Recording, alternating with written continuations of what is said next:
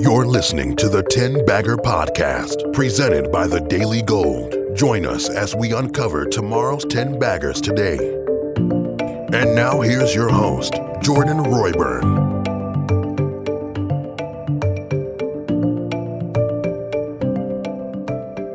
Hey everybody, welcome back to another episode of the 10 Bagger Podcast. This is episode number 22, and I have returning guest Mariusz Skonieczny. Mariusz, how are you today? Good, thanks. Thanks for having me. What's going on, Jordan? I know you have something new for my audience, and we really appreciate that. But we had you on before to talk about your 100 baggers or your 100 bagger and how you don't like minors. Is that still the case? Do you still think minors suck? I do. All right. Well, with that out of the way, let's get to the company that you want to highlight, because you think this could be a huge winner. I mean, it already has been a big winner for you and your subscribers. And by the way, Mariusz has a great newsletter. It's called Microcap Explosions. You could talk about that after you help us make some money with the stock pick. So, Mariusz, why don't you get into it with this company? What's the name of the company? Maybe just give a brief intro, and then we can go into some details. The name of the company is Voxtur, V-O-X-T-U-R. Ticker symbol V like Victor, X, T like Tom, R like Richard.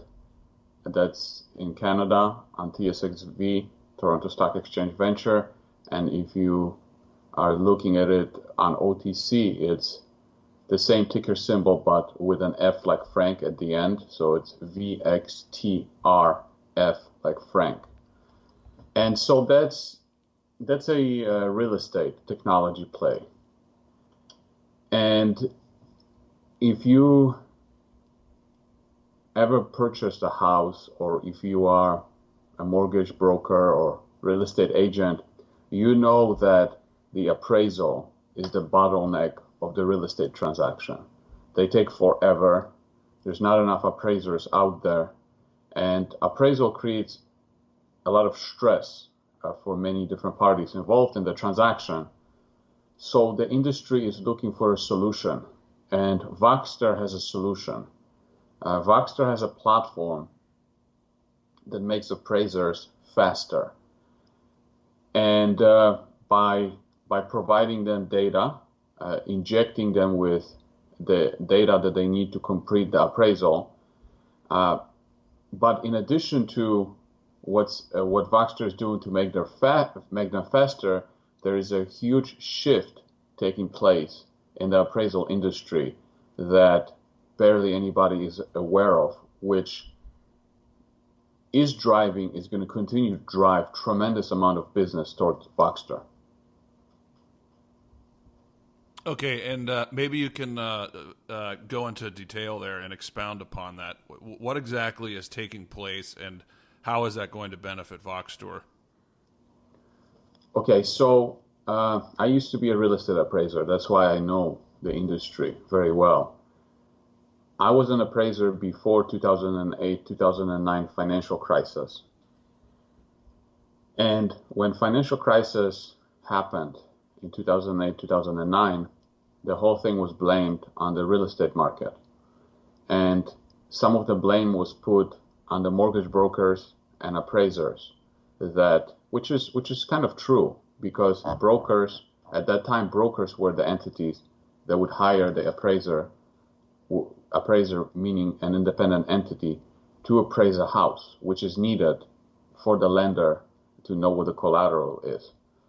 And so the mortgage brokers would order the appraisal, and on the order form, they would pretty much tell the appraisers how much to appraise the house for.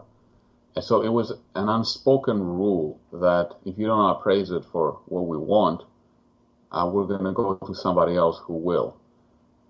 So after the crash, there was a new rule put in place, forming what's called AMCs, appraisal management companies, which were put in between the appraiser and the mortgage broker or the lender, whatever.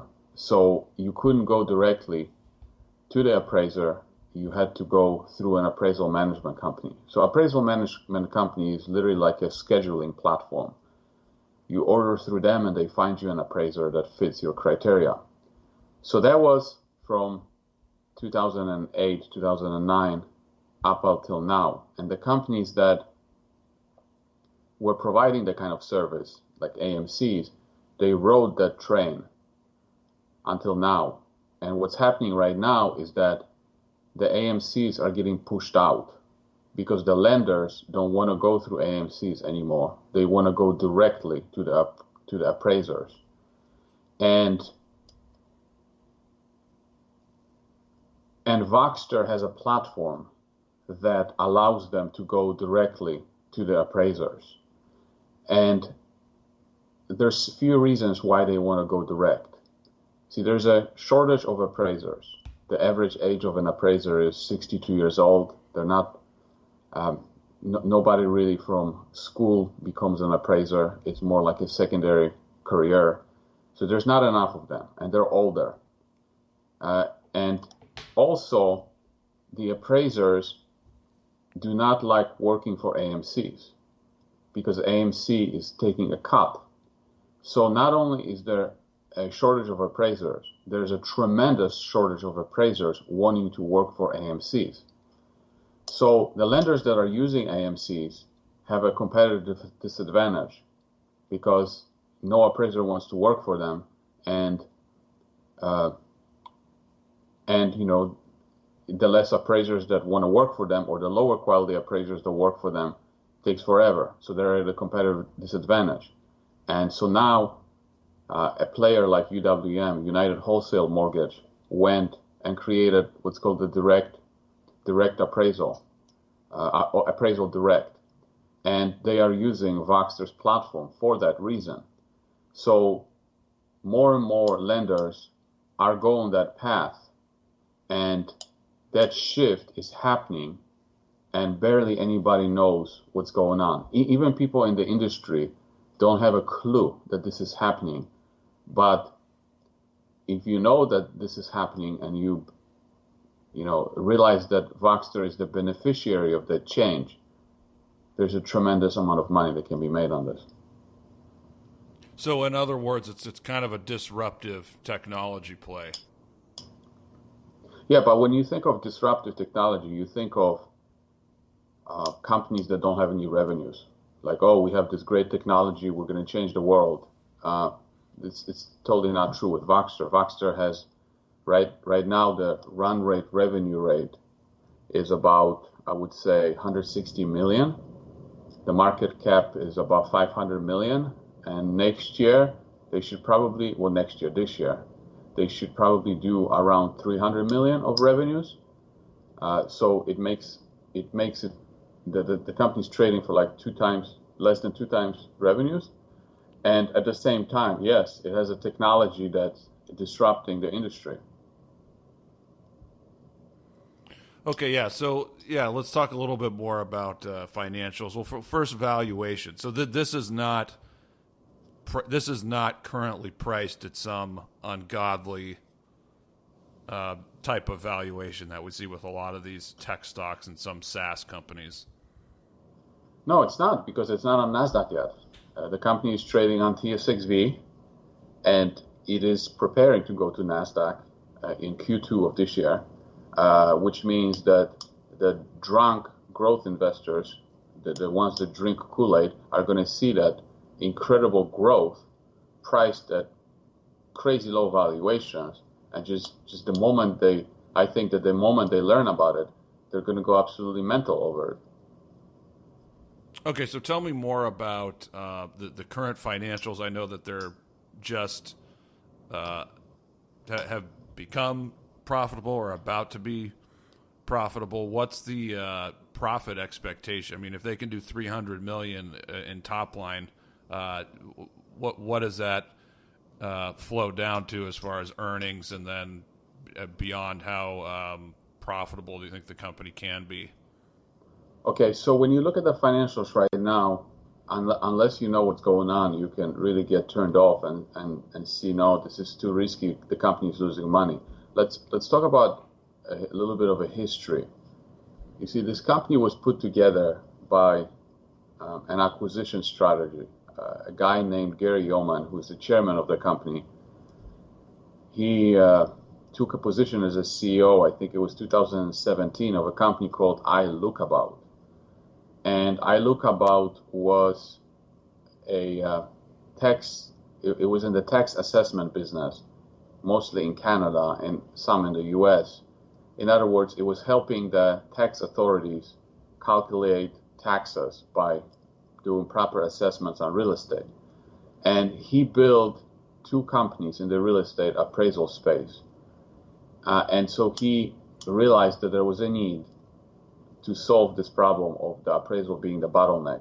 And so he took over iLookabout and he started putting different companies together to build a database and technology that could solve that problem.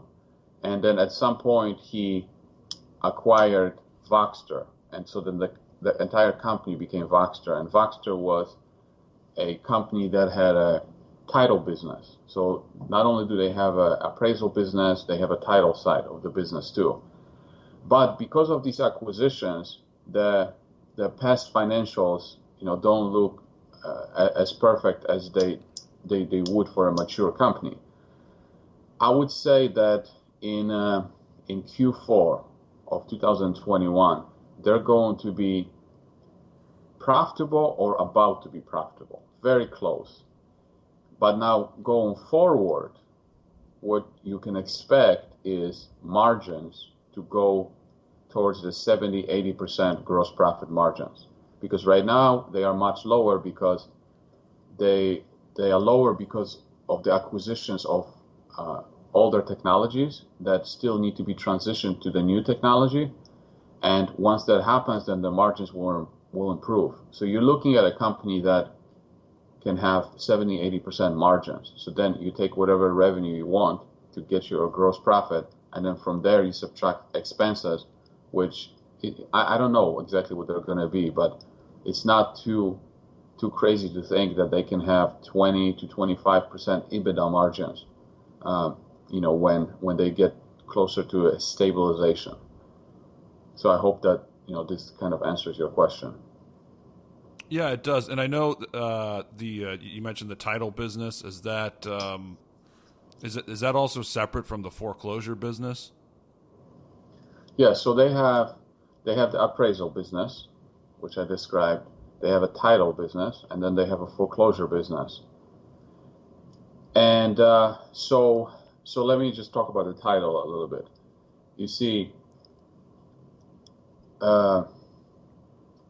if you're solving the problem, there's kind of two problems. One problem is that the closing costs for real estate transactions are too high. And the biggest contributors to the closing costs are the appraisal and title. In addition to the fact that appraisals take forever, but that's a different separate problem.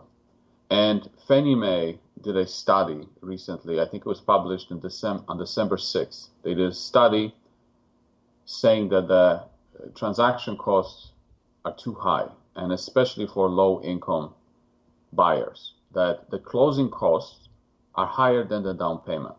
Now, think about it for a second. Closing costs higher than the down payment. Like, how ridiculous is that? So Fannie Mae is publishing that study not because they want to write a paper. It's because they want to show the problem, because they already have a solution to this problem, and the solution is Voxtur.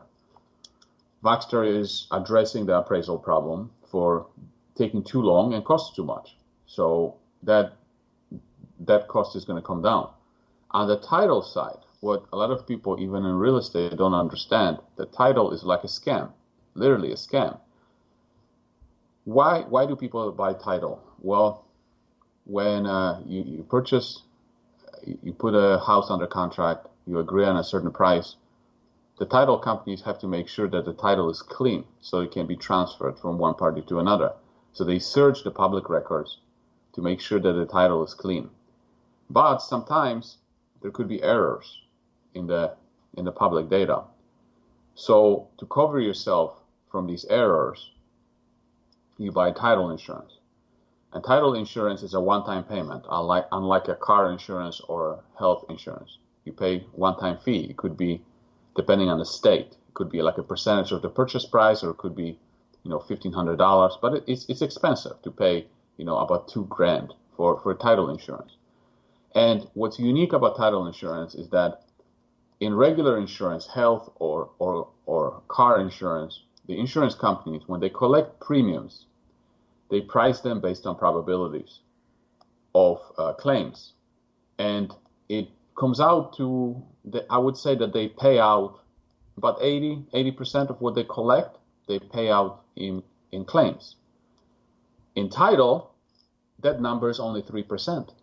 They only pay out 3. They get to keep 97.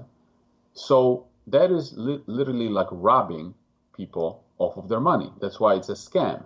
And Fannie Mae and Freddie Mac, they know about this.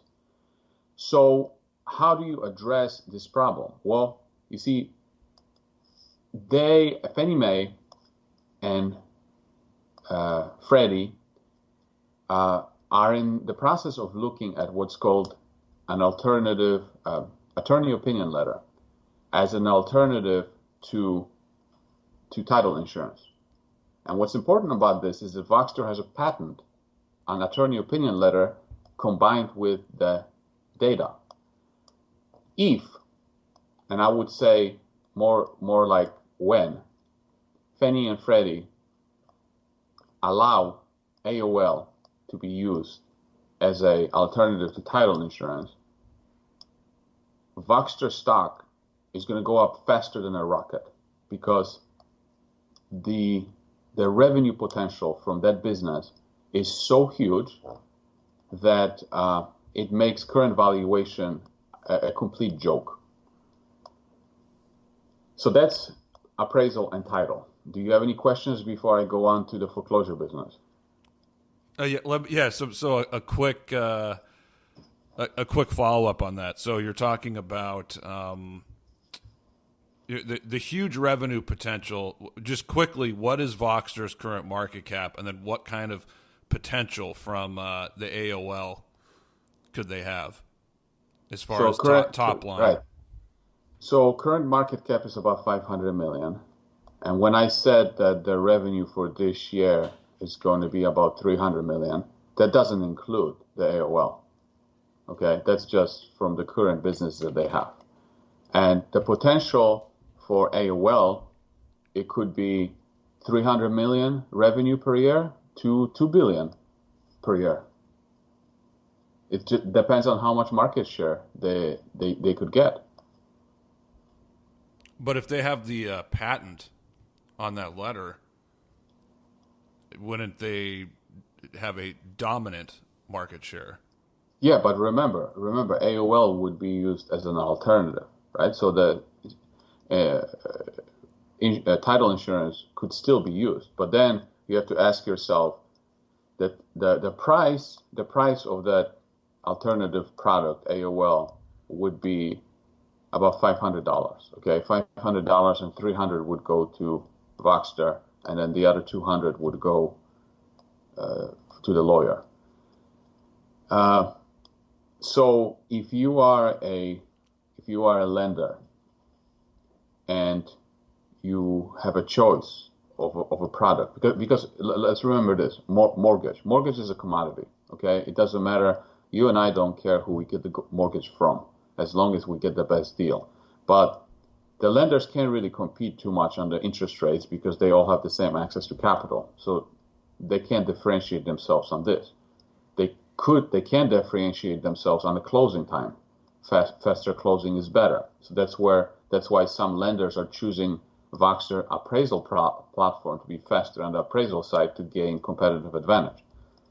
On the title side, it's like, okay, if they say we can give you a mortgage at 3%, 30-year mortgage fixed, closing time is fast, and then the closing costs, instead of being $4,000, the closing costs can be $700, because the appraisal, we can do it faster, and because we can use an alternative method to title, right? So it's a no-brainer which one you're going to choose. So I do think that they're going to get a big market share from that. But I'm just trying to be, conservative. I can't picture any lender or even a consumer to choose $4,000 closing costs if the option is $700 closing costs.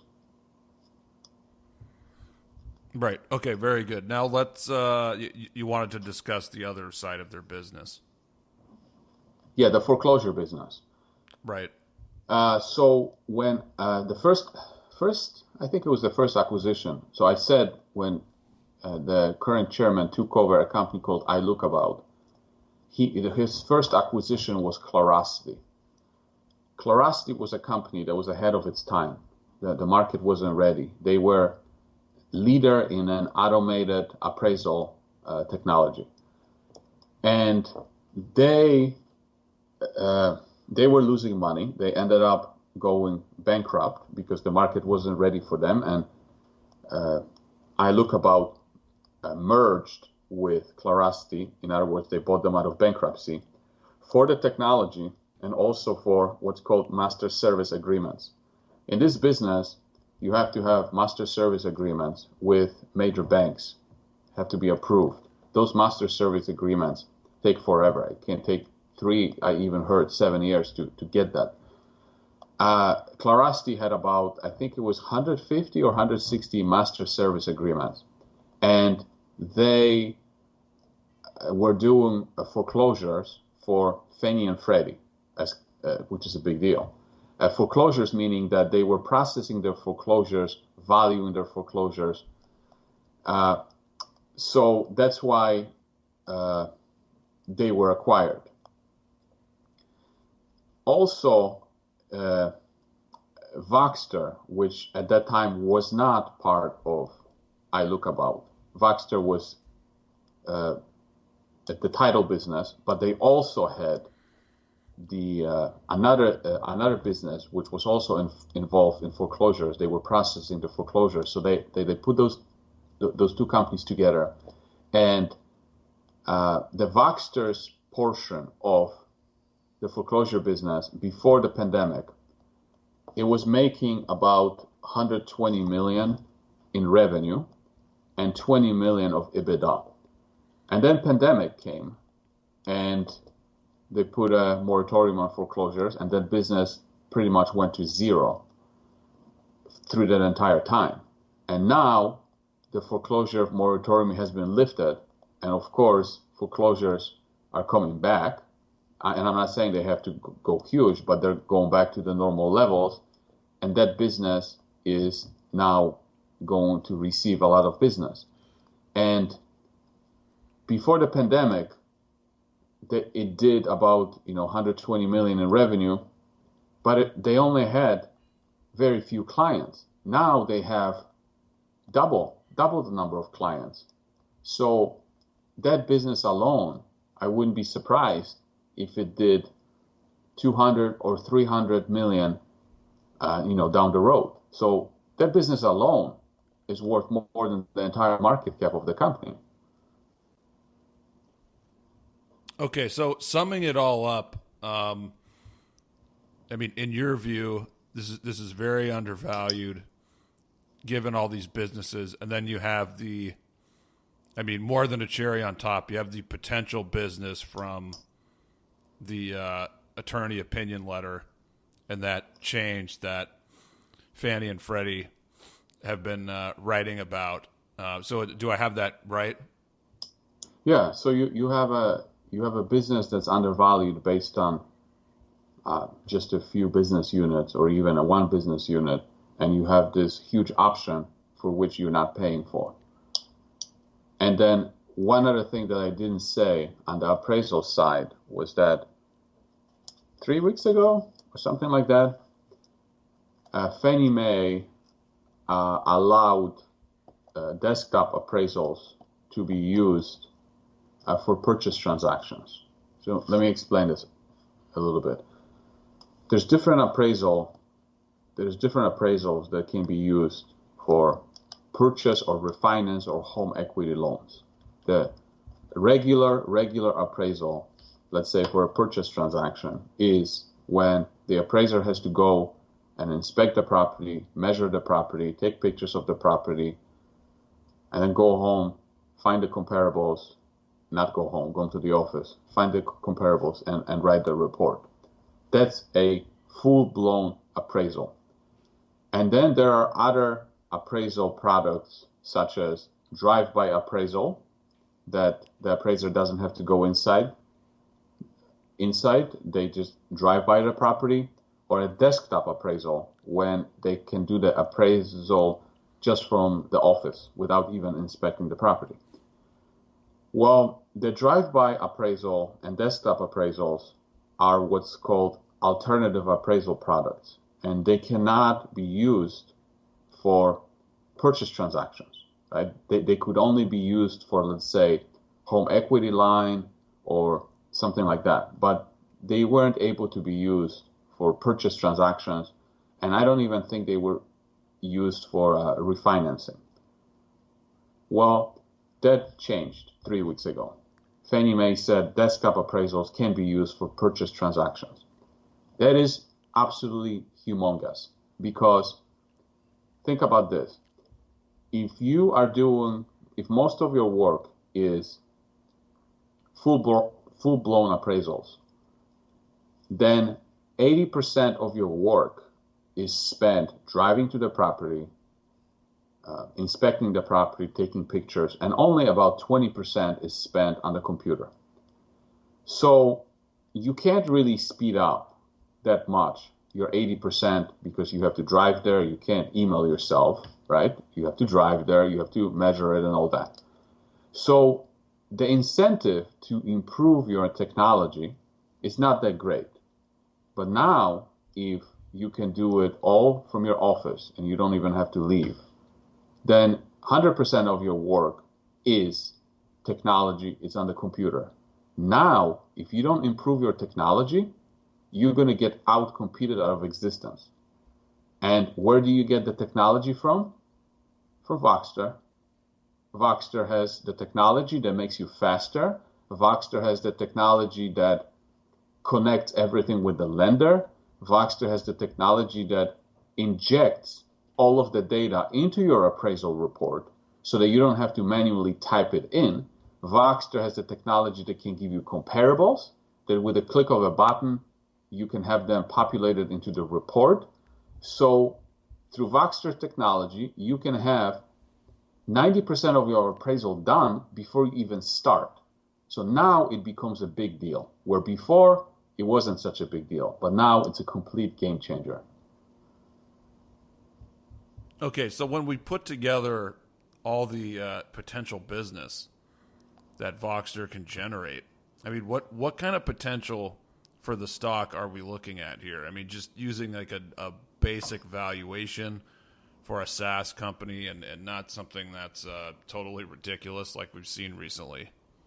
What's the name of your podcast, 10 Bagger? Yes. You might have to change it to 50 Bagger.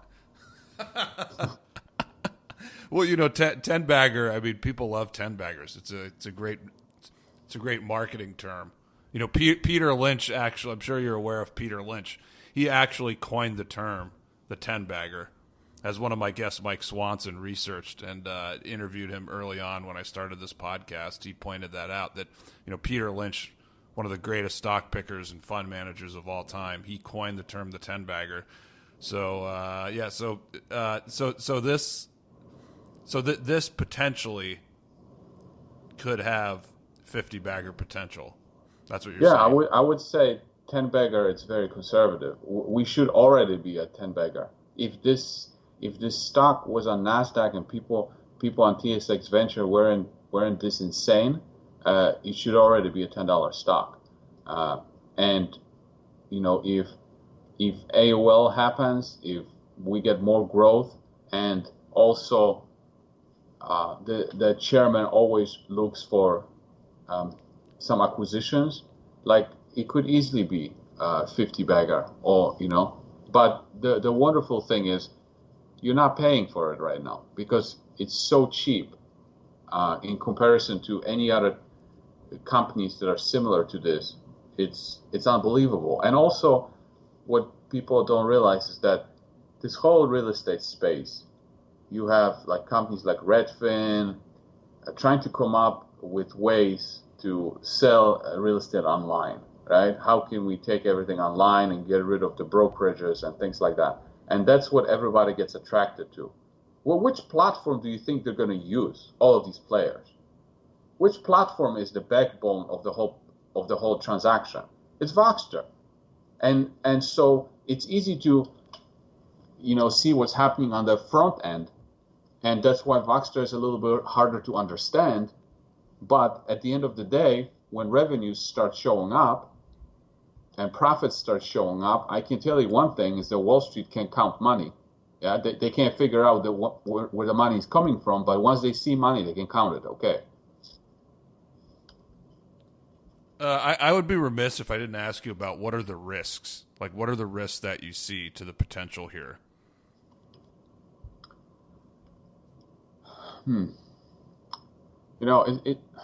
I think it's, the risk maybe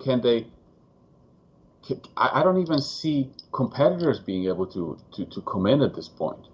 I don't see risk from a valuation standpoint because it's so cheap. So that gives us a lot of margin of safety. We have this huge industry shift happening. They have 30 million of debt, which is, insignificant in comparison to the market cap. But, could that be a problem? Yeah, okay. Can they screw up somehow? Yeah, I guess. Can they not reach profitability? Unlikely, but okay, let's say this could be the risk. I don't know. If the stock was already priced at $20 and you asked me that question, I would say, well, yeah, if the revenues don't reach a certain level, we might get a sell-off. But at this price, it's hard for me to come up with these risks because I feel like there's a lot of, margin of safety.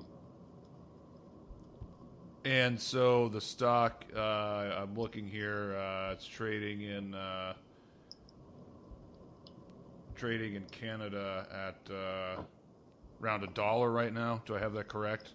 Yeah, $1 as we're chatting. And so can I ask what your average cost basis is and the average cost basis of your subscribers? Okay, I started buying the stock when it was at 32 cents. I can't even tell you what my cost basis is because I bought at 32, I bought at 40, I bought at 45, I bought at 70, I bought at 79. So maybe around 45 Canadian is my cost basis. Okay, and when did you introduce this? So your subscribers are probably around the same amount, I would guess. Yeah, I introduced it to them in late 2020 when it was around 37, something like that. Call it 40 Canadian. And so this is your current largest investment? No, it's not my largest investment. It's my second largest right now. I have about 1.4 million shares. Okay, so Oroco is your largest? Yes. Okay, which we talked about earlier in another episode. But Mariusz, before I let you go, please let our audience know where they can follow you, your YouTube channel, and how they can subscribe to your service. Yeah, so take my name, which is impossible to spell, type it into YouTube, and you will find my YouTube channel. And I actually made a 11 video series on Voxtur. So it's for free. It's available for free on my YouTube channel. If you want to know about some other interesting ideas that I have, then some of them are behind the paywall, which is at microcapexplosions.com. But I would suggest go and subscribe to my YouTube channel first and watch the Voxtur video series, assuming, of course, this is an idea that you want to pursue and do your own due diligence on. Don't just listen to me. You can watch my videos as an introduction, but then do your work afterwards yourself. Absolutely. I wanted to get that in. This is for informational, educational purposes only. This is not investment advice. Do your own research. Talk to a qualified investment advisor. Yeah, there you go. That's a disclaimer. Mariusz, thank you so much for coming on. I really appreciate it. And I hopefully we can have you back in the months ahead or the next year to see how Voxtur develops, because we'd love to celebrate a 50-bagger with you, or even a 10-bagger. All right, sounds good. Thanks for having me. Thank you for listening to the 10-Bagger Podcast, presented by the Daily Gold. For premium coverage of precious metals and the best junior mining companies, visit thedailygold.com/premium.